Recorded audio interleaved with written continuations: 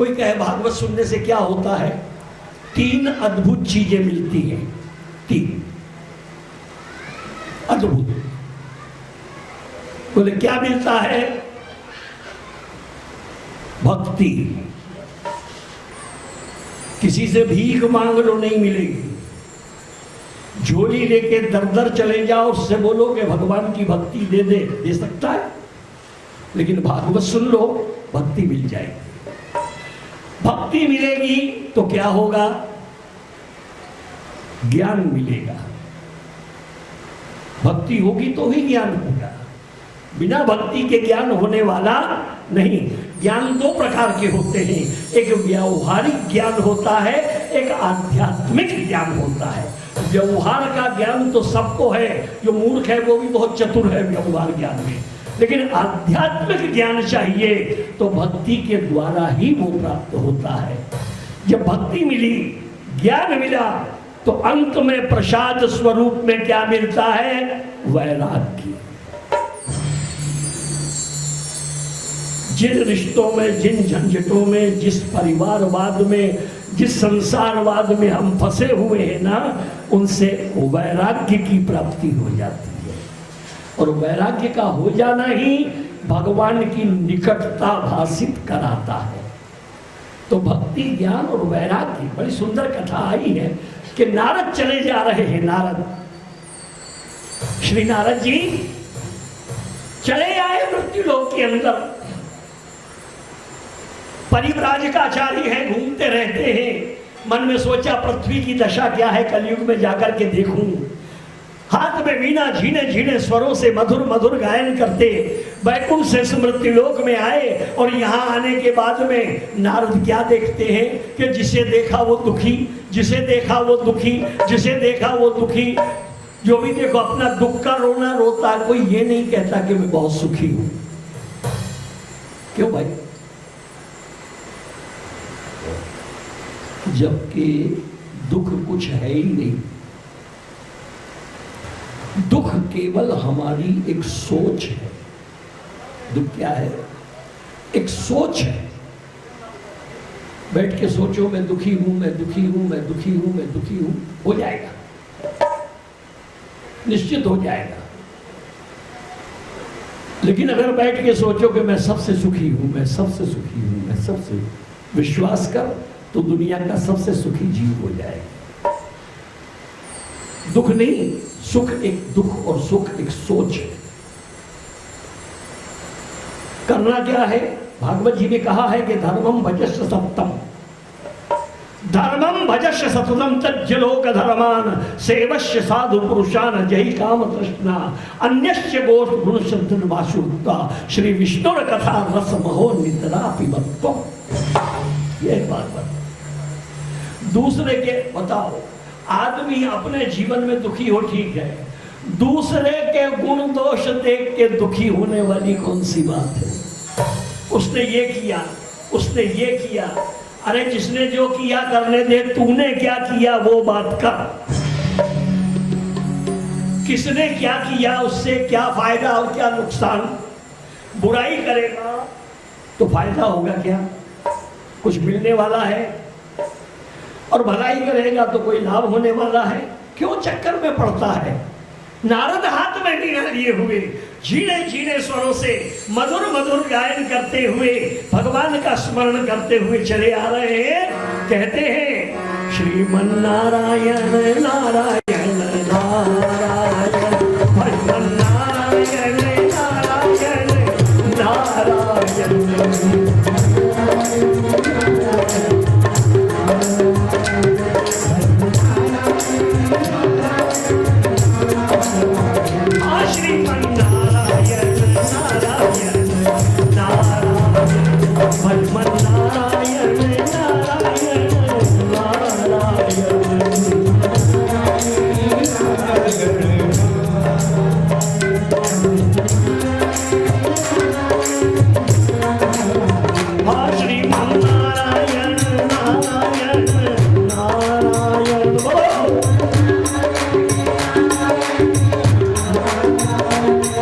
हाथ है तो ताली बजाना, हाथ है नहीं है तो कोई बात नहीं।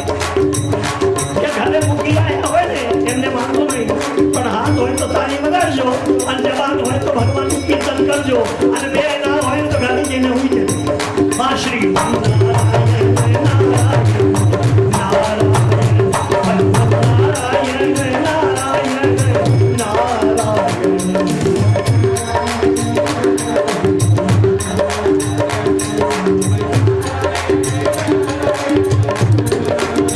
ओ श्रीमन्नारायण नारायण नारायण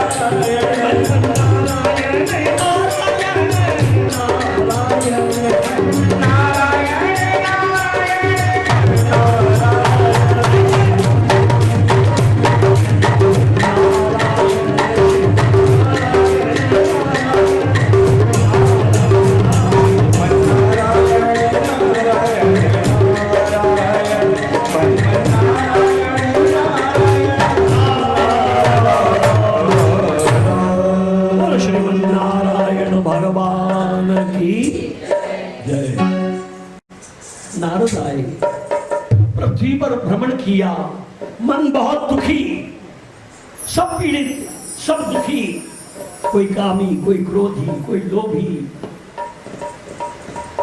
सबको देखकर नारद मन में बड़े दुखी। मन की पीड़ा समाप्त नहीं हुई, मन को कहीं शांति नहीं मिली। तीर्थ की है, यात्रा की, दर्शन की है, लेकिन वहां भी मन नहीं लगा नारद का। हम लोग यात्रा पे जाते हैं, कई बार जाते हैं, पर कई बार ऐसा होता कि जाके आ भी जाते हैं पर मन लगता, मन प्रसन्न नहीं होता। यात्रा का मतलब ये है कि यात्रा करने से पांव पवित्र होते हैं, दर्शन करने से नेत्र पवित्र होते हैं, कथा सुनने से कान पवित्र होते हैं, कीर्तन करने से वाणी पवित्र होती है, दान करने से हाथ पवित्र होते हैं और स्मरण करने से आत्मा पवित्र होती है।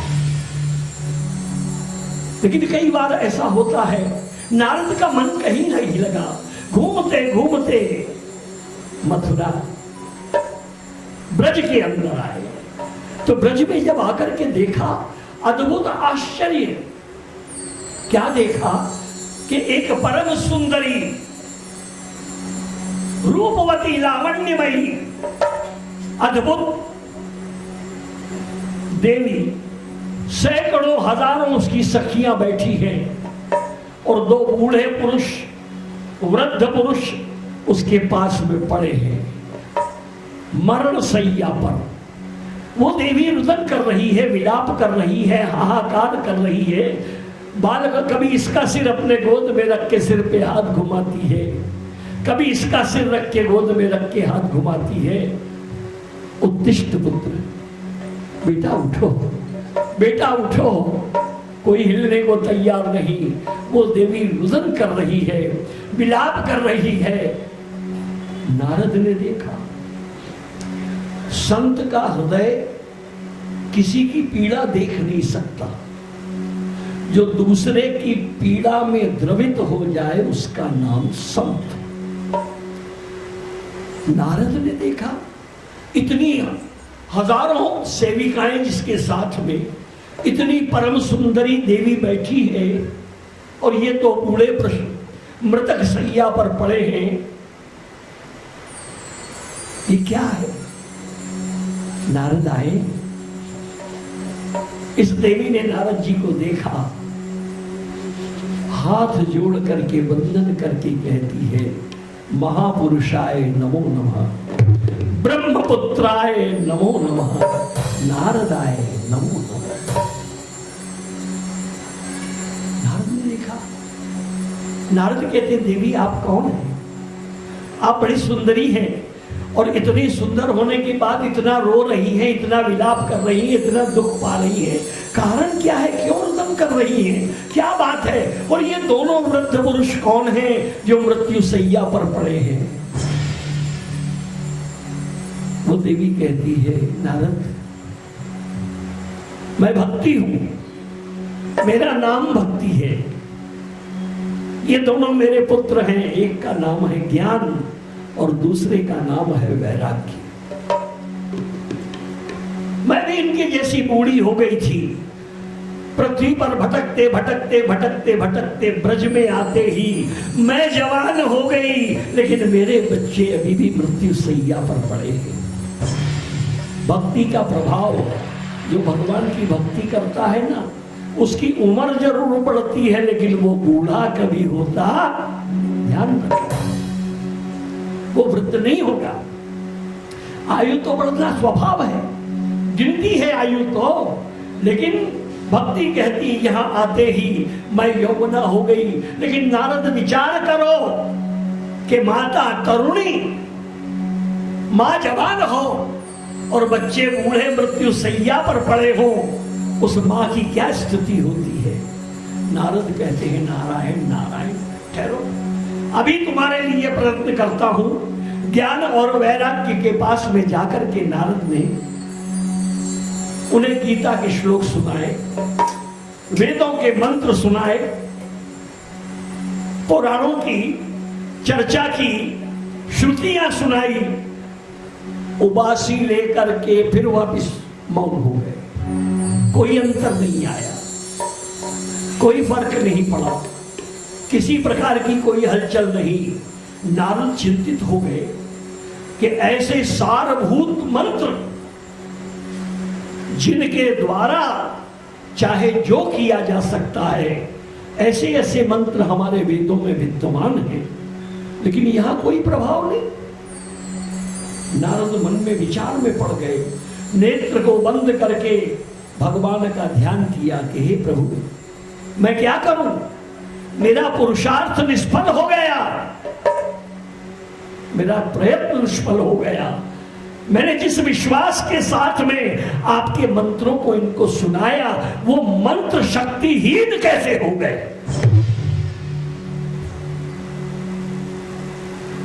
उसी समय आकाशवाणी हुई, नारद तुम्हारे ही द्वारा इनका कल्याण होगा, ये पुनः यौवन को प्राप्त करेंगे, लेकिन इसके लिए तुम्हें सदकर्म करना होगा, कोई विशेष कार्य करना होगा, और वो विशेष कार्य का रास्ता महापुरुष तुम्हें बताएंगे। नारद ने भक्ति से कहा, देवी अभी जा रहा हूं, लेकिन मैं वचन देता हूं कि तेरे पुत्रों को पुनः जीवित ही नहीं करूंगा, इन्हें जवान बना दूंगा। इतना कहकर के नारद चले, हिमालय की ओर चल पड़े। हिमालय में जाकर के देखा, ब्रह्मा के पुत्र सनत सनंदन सनत कुमार सनातन, ये भगवान ब्रह्मा जी के पुत्र हैं। इनकी अवस्था हमेशा 9 वर्ष की बनी रहती है, ये इससे बड़े नहीं होते।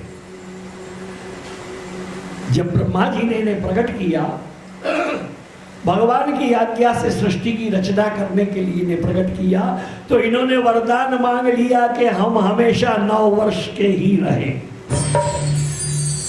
क्योंकि 9 वर्ष के बालक में काम क्रोध मद लोभ मोह राग द्वेष कपट ईर्ष्या ये पैदा होते नहीं हैं। इसलिए ब्रह्मा जी ने इन्हें वरदान दे दिया, ये भगवान नारायण के अवतार हैं। बोलिए श्रीमन नारायण भगवान की। दर्शन किए, दर्शन करते ही आहा,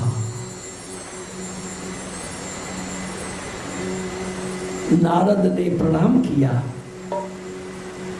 सनत सनंदन कहते हैं कि देवर्षि बहुत चिंतातुर लग रहे हो, क्या हो गया, क्यों दुखी हो? नारद कहते महाराज मुझे सद्ज्ञान दीजिए, मुझे रास्ता बताइए। भक्ति ज्ञान और वैराग्य के लिए मैं चिंतित हूं। मैंने भक्ति को वचन दिया है कि तेरे बच्चों को पुनः जीवित ही नहीं तरुण कर दूंगा, कैसे करूं? उन्होंने कहा कि सत्कर्म करना पड़ेगा। वो सत्कर्म क्या है मैं समझ नहीं पा रहा हूं। बहुत से मुनि महात्माओं से पूछा, कोई मतलब नहीं निकला। सनत सनंद कहते हैं नारद, उस सदकर्म का सबसे पहला उपदेश ब्रह्मा जी ने चतुश्लोकी भागवत के रूप में तुम्हें दिया। भागवत जी के केवल 4 श्लोक हैं। उसके बाद भगवान व्यास जी ने 18,000 श्लोक में इस भागवत को परिवर्तित किया। वही भागवत अगर 7 दिन सप्ताह के स्वरूप में अगर भक्ति और ज्ञान वैराग्य के निमित्त किए जाए, सुनो भागवत जिसके निमित्त की जाती है, यहां बहुत सारे चित्र लगे हैं जिनका शरीर नहीं रहा। मेरी मां कमला, अद्भुत स्नेह, अद्भुत प्रेम, अद्भुत सेवा और अद्भुत श्रद्धा और अद्भुत विश्वास जिसमें था। सच कह रहा हूं मैं। ऐसे तो बहुत शिष्य मेरे हजारों, 11,500 चेले हैं, बिना मतलब के जबरदस्ती मुझे पकड़ के गुरु मंत्र लिया जिन्होंने। मैंने कभी किसी चेले को नहीं कहा कि तू मेरे से गुरु मंत्र ले। मैंने कभी कथा में ये नहीं कहा कि मैं तुम्हें गुरु मंत्र दूंगा, अपना नाम लिखवा लेना। ऐसा कभी सुना? 40 साल से 45 साल से आप सुन रहे हैं। मैंने कभी किसी को चेला बनाने की इच्छा ही नहीं की। मैं तो और डरता हूं कि एक बीमारी और गले पड़ेगी मेरे। लेकिन मेरी मां कमला, अद्भुत श्रद्धा, अद्भुत विश्वास, उसका यह था कि गुरुजी ने यह कह दिया है तो बात खत्म हो गई, ये करना है तो बात खत्म हो गई। उस अद्वितीय सेवा को मैं कभी भूल नहीं सकता हूं। और मेरे दयाल को आए थे, कहे के हैं मालूम नहीं मुझे, लेकिन मेरे दयाल जो हैं उनका भी अद्भुत प्रेम, अद्भुत भाव और अद्भुत श्रद्धा रही सारे जीवन काल में। उन्होंने मेरी बड़ी सेवा की। मैं हृदय से उन्हें साधुवाद देते हुए आशीर्वाद देता हूं। और यहाँ जितने मेरी पार्वती माई का चित्र भी है, शैला बहन का भी चित्र है, ये सब जो है मेरी आत्मा रहे हैं। और ठाकुर जी से मेरी हृदय से प्रार्थना है कि हमें तो सुख दे पर इन दिवंगत जीवात्मा को मोक्ष प्रदान करवाएं, इस भागवत के माध्यम से, ऐसी मेरी प्रार्थना। इसलिए आइए, तो नारद कहते हैं कि मुझे क्या करना है? बोले भागवत 7 दिन का सप्ताह का आयोजन। बोले कहां करना?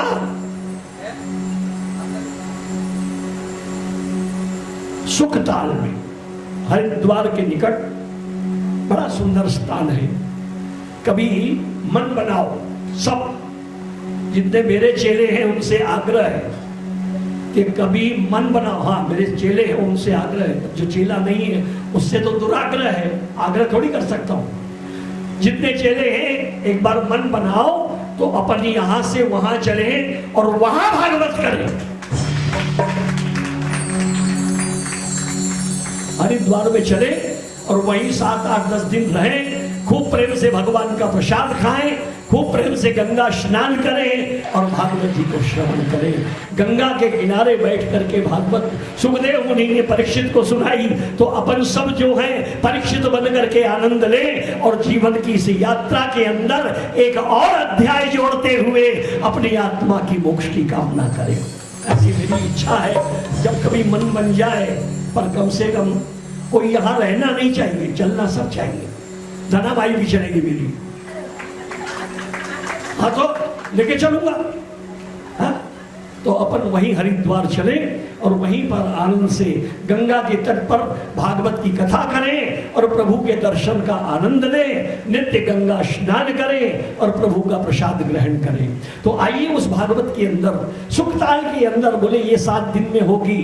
बोले महाराज इससे उनका जीवन सुधर जाएगा? बोले बिल्कुल सुधर जाएगा, क्योंकि जिसके अंदर, जिस कथा में गोविंद और गोपाल का निवास है, वो कथा नहीं, वो तो मृत संजीवनी है।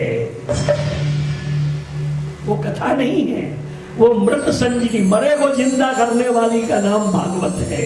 जो भागवत श्रद्धा से सुन लेता है ना, तो उसका शरीर भले मर जाए लेकिन वो जीवन भर, जीवन पृथ्वी रहे तब तक जीवित रहता है।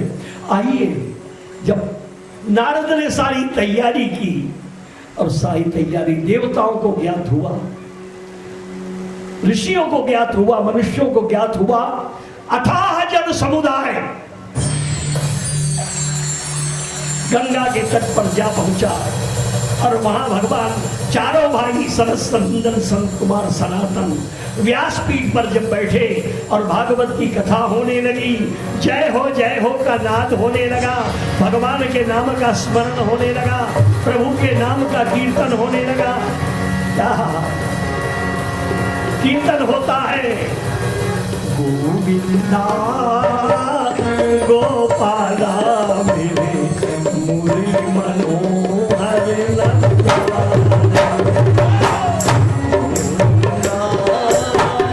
गोपाला मेरे मुरली मनोहर नंदा, जय जय गोविंदा गोपाला मेरे मुरली मनोहर नंदा।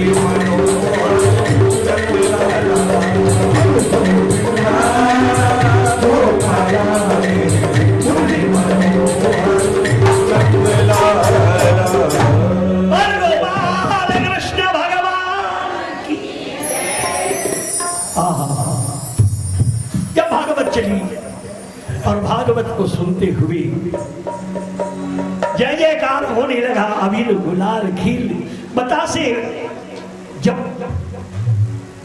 चढ़ाए जाने लगे, जय हो जय हो जय हो की ध्वनि होने लगी। उसी समय भागवत के अंदर आनंद कंद सच्चिदानंद घन पर ब्रह्म परमात्मा भगवान श्री नारायण प्रकट हो गए। बोलिए श्रीमन नारायण भगवान जय। भक्ति प्रकट होकर के नृत्य करने लगी। ज्ञान और वैराग्य का बुढ़ापा समाप्त हो गया, क्योंकि जब हृदय में ज्ञान आ जाता है तो फिर ज्ञान बूढ़ा नहीं रहता, वो हृदय को एक नई दिशा प्रदान करता है, बुद्धि को एक नई दिशा प्रदान करता है। और जब वैराग्य आ जाता है तो दुनिया से मोह छूट जाता है और भगवान के चरणों से जुड़ जाता है। आहा, जय जयकार हुई। ये भागवत का प्रभाव है।